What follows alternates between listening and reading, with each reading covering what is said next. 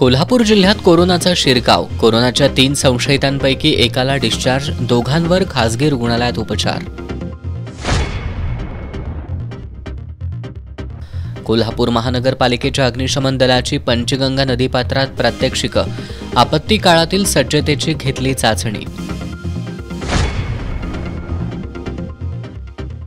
कोल्हापूर शहरातील 1700हून अधिक पथदिवे बंद, पथदिवे तातडीनं सुरू करण्याची शिवसेना उद्धव बाळासाहेब ठाकरे पक्षाची मागणी।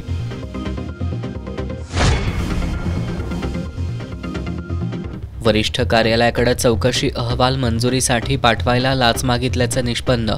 गडहिंग्लज परिमंडळ वन अधिकारी कार्यालयातील वनपाल सागर यादववर अँटी करप्शनची कारवाई।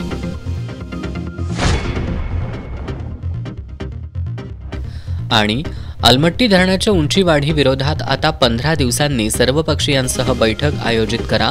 जलसंपदा मंत्री राधाकृष्ण विखे पाटील यांचा प्रशासनाला आदेश।